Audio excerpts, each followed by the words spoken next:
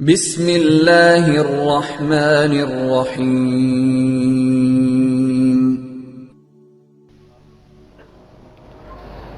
الحمد للہ وکفی والصلاة والسلام علی عبادہ الذین اصطفی، خصوصاً علی افضلہم وخاتم النبیین محمد الامین وعلی آلہ وصحبہ اجمعین۔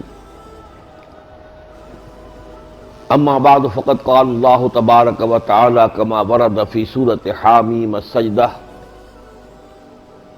اعوذ باللہ من الشیطان الرجیم، بسم اللہ الرحمن الرحیم۔ وقالوا قلوبنا فی اکنۃ مما تدعونا الیہ وفی آذاننا وقر وبیننا وبینک حجاب فاعمل انا عاملون۔ وقال تبارک وتعالی کما ورد فی سورۃ بنی اسرائیل، وَإِذَا قَرَأْتَ الْقُرْآنَ جَعَلْنَا بَيْنَكَ وَبَيْنَ الَّذِينَ لَا يُؤْمِنُونَ بِالْآخِرَةِ حِجَابًا مَسْتُورًا وَجَعَلْنَا عَلَىٰ قُلُوبِهِمْ أَكِنَّةً أَن يَفْقَهُوهُ فِي آذَانِهِمْ وَقْرًا۔ وقال عز وجل كما ورد في سورة الفرقان، وقال الرسول يا رب إن قوم اتخذوا هذا القرآن مهجورا۔ صدق اللہ العظیم۔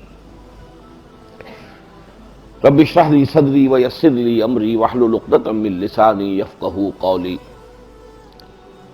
اللهم ربنا الہمنا رشدنا واعذنا من شرور انفسنا، اللهم ارنا الحق حقا وارزقنا اتباعه وارنا الباطل باطلا وارزقنا اجتنابه، اللهم وفقنا لما تحب وترضى، آمین یا رب العالمین۔ معزز حاضرین اور محترم خواتین، واقعہ یہ ہے کہ رمضان مبارک کے دوران خاص طور پر جن لوگوں نے کہ تراویح کی نماز کے ساتھ قرآن حکیم کا پورا ترجمہ بھی سن لیا ہو، اور اس سے بڑھ کر وہ لوگ کہ جنہوں نے وہ ترجمہ سنایا ہو، ان کی کیفیت یہ ہوتی ہے کہ اس کے بعد کسی تقریر پر طبیعت بالکل آمادہ نہیں ہوتی۔ سب کچھ تو سامنے آ چکا، ایک دفعہ نہیں بار بار آ چکا۔ وَلَقَدْ صَرَّفْنَا فِي هَذَا الْقُرْآنِ مِنْ كُلِّ مَثَلٍ، ایک پھول کا مضمون ہو تو 100 رنگ سے باندھو، کسر کون سی رہ گئی؟ پورا قرآن سن لیا ہو، اس کے بعد بھی ابھی کسی مزید کسی شے کی ضرورت باقی رہ سکتی ہے۔ میرا اپنا احساس یہ ہے، مجھے یاد آ رہا ہے حضرت نبید رضی اللہ تعالی عنہ، جو سبع معلقہ کے آخری شاعر تھے، ملک الشعراء، the most celebrated poet of the year, جب ایمان لائے اس کے بعد انہوں نے شعر کہنا چھوڑ دیا۔ حضرت عمر فاروق رضی اللہ تعالیٰ عنہ نے ایک مرتبہ ان سے سوال کیا کہ نبی اب آپ شعر نہیں کہتے؟ ان کا جواب تھا اب بعد القرآن، اب کیا قرآن کے آنے کے بعد بھی کسی شخص کے لیے کوئی موقع ہے کہ کسی ندرت خیال کا اظہار کرے، کوئی خاص بات لوگوں کے سامنے پیش کرے قرآن کے بعد؟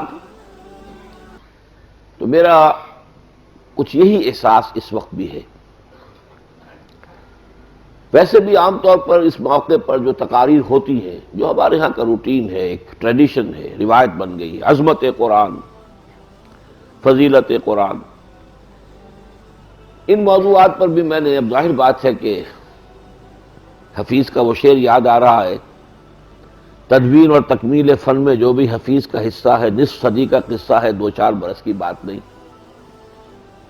اب مجھے تقریباً نصف صدی ہونے کو آ رہی ہے اس کام کو کرتے ہوئے، تو عظمت قرآن کے موضوع پر بھی میرے اتنے خطابات ہیں اور اتنے مختلف اعتبارات سے۔ عظمت قرآن بزبان قرآن، قرآن اپنی عظمت کیسے بیان کرتا ہے،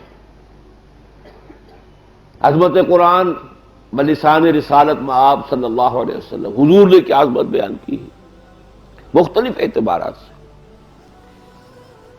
اور اس پہ پھر کیسٹس بھی ہیں، کچھ کتابچے بھی ہیں، تو واقعہ یہ ہے کہ اس پر بھی اب طبیعت جو ہے پھر مزید گفتگو کرنے پر آمادہ نہیں ہوتی۔ اس کے باوجود اب یہ چونکہ ایک طلب اور ایک پیاس ہے اور اس کا مظاہرہ ہو رہا ہے کہ اب نصف شب کے قریب لوگ بیٹھے ہوئے ہیں، کچھ سننا چاہتے ہیں۔ رات ہمارا پروگرام جو ختم قرآن کا قرآن اکیڈمی لاہور میں تھا، 2:30 وہاں بج گئے تھے مجھے بھی۔ یہاں سے بھی کل جو گئے ہیں ترجمے سے فارغ ہو کر وہ 3 بجے پونے 3 بجے فارغ ہوئے۔ اس کے باوجود اگر طلب ہے تو اس کی کچھ نہ کچھ رصد ہونی چاہیے۔ اما من جاءک یسعی وہو یخشی، تو اس کے ساتھ فانت عنہ تلہا والا معاملہ نہیں ہونا چاہیے، بلکہ جو بھی خدمت بن آئے کرنی چاہیے۔ تو میں اس وقت 2 موضوعات پر گفتگو کروں گا۔ ایک موضوع جو ہے اس پر پہلی مرتبہ میں کچھ رات عرض کر کے آیا ہوں اور اس وقت عرض کروں گا اپنی زندگی میں پہلی بار، ادھر میرا ذہن پہلی ہی مرتبہ متوجہ ہوا ہے۔ قرآن مجید میں 2 مقامات پر جب اس دفعہ میں گزر رہا تھا تو ذکر ہوا کہ کچھ لوگ تو دھڑلے سے کہتے تھے حضور سے، اے محمد چاہے جتنا تم ہمیں قرآن سنا لو ہم پر کوئی اثر نہیں ہوگا۔ وقالوا قلوبنا فی اکنۃ مما تدعونا، اور وہ کہتے تھے دھڑلے سے، ڈھٹائی سے، اے محمد ہمارے دل تو غلافوں میں بند ہیں، پردوں میں ہیں، اوٹ میں ہیں، یہ جو آپ بلا رہے ہیں، جو کہہ رہے ہیں کتنا ہی آپ جو ہے اپنے آپ کو ہلکان کر لیں، ہم پر اس کا کوئی اثر نہیں ہوگا۔ وفی آذاننا وقر، ہمارے کانوں میں تو ثقل ہے، ہمارے کانوں میں آپ کی بات جا ہی نہیں رہی۔ وبیننا وبینک حجاب، اور ہمارے اور آپ کے مابین ایک حجاب ہے۔ فاعمل انا عاملون، تو کریں جو آپ کر سکتے ہو، ہم بھی جو کر سکتے ہیں کر رہے ہیں۔ اب دے جسے مولا، یہ بات تو ان کی ہوئی، کفار کی ہوئی، حامی مسجدہ کی یہ آیت ہے، یہ جو میں نے سنائی آپ کو۔ سورہ بنی اسرائیل میں اللہ تعالیٰ نے یہ بات فرمائی، وَإِذَا قَرَأْتَ الْقُرْآنَ جَعَلْنَا بَيْنَكَ وَبَيْنَ الَّذِينَ لَا يُؤْمِنُونَ بِالْآخِرَةِ حِجَابًا مَسْتُورًا، اے نبی جب آپ ان لوگوں کو قرآن سناتے ہیں تو ہم آپ کے اور ان لوگوں کے مابین جو آخرت پر ایمان نہیں رکھتے ایک پردہ حائل کر دیتے ہیں، غیر مرئی پردہ، مستور ہے، چھپا ہوا ہے، نظر نہیں آتا، ایک پردہ ہے۔ وَجَعَلْنَا عَلَىٰ قُلُوبِهِمْ أَكِنَّةً، وہی الفاظ یہاں اللہ نے استعمال فرمائے، ہم ان کے دلوں کے اوپر پردے ڈال دیتے ہیں، غلاف بڑھا دیتے ہیں، أَن يَفْقَهُوهُ، کہ وہ سمجھنے نہ پائیں، وَفِي آذَانِهِمْ وَقْرًا، ان کے کانوں میں ثقالت پیدا کر دیتے۔ میرا ذہن ادھر منتقل ہوا کہ کہیں ہم اسی درجے اور مقام تک تو نہیں پہنچ چکے، قرآن کی وہ تاثیر ہم پر کیوں نہیں ہوتی جس کا نقشہ قرآن مجید میں 7ویں پارے کی پہلی آیت میں ہے۔ کچھ لوگ آئے، انہیں قرآن سنایا گیا، وَإِذَا سَمِعُوا مَا أُنزِلَ إِلَى الرَّسُولِ تَرَىٰ أَعْيُنَهُمْ تَفِيضُ مِنَ الدَّمْعِ مِمَّا عَرَفُوا مِنَ الْحَقِّ يَقُولُونَ رَبَّنَا آمَنَّا فَاكْتُبْنَا مَعَ الشَّاهِدِينَ، جیسے ہی انہوں نے سنی وہ آیات جو انہیں پڑھ کر سنائی گئی قرآن کی، تو تم نے دیکھا کہ ان کی آنکھوں سے آنسوؤں کی ندیاں بہہ نکلی اور وہ چیخ اٹھے، پکار اٹھے، پروردگار ہم ایمان لائے، بس ہمیں گواہوں میں ہمارا نام اندراج کروا لے، مندرج فرما لے۔ یہ تاثیر ہم پر کیوں نہیں ہوتی؟ اسی طرح جو حبشہ سے وفد آیا تھا سورہ قصص میں جس کا ذکر ہے،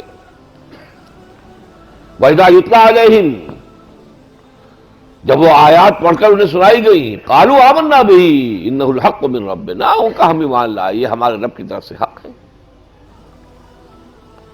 اور تو اور جنات کا تذکرہ قرآن مجید میں آپ نے بہرحال اس دورہ ترجمہ میں گزرے ہوں گے، سورہ احقاف میں اور پھر پوری سورہ جن، ایک مرتبہ حضور سے قرآن سنا ہے، ایمان بھی لے آئے، داعی بن گئے، مبلغ بن گئے۔ یا قومنا اجیبوا داعی اللہ، اے ہماری قوم لبیک کہو اس اللہ کی طرف پکارنے والے کی پکار پر۔ ایک دفعہ قرآن سنا ہے صرف، اور اس کی یہ تاثیر، مجسم داعی اور مبلغ بن گئے۔ اس کے برعکس معاملہ ہمارا ہے، کیوں ہے؟ کیا وجہ ہے؟ اس کے اسباب پر کچھ گہرائی میں جا کر غور کرنے کی ضرورت ہے۔ میں نے جو چند باتیں سوچی ہیں میں آپ کے سامنے رکھ رہا ہوں۔ ایک تو اس موضوع پر میرا چھوٹا سا مضمون ہے 6 صفحے کا صرف، جو میری تالیف ہے، دعوت رجوع القرآن کا منظر اور پس منظر۔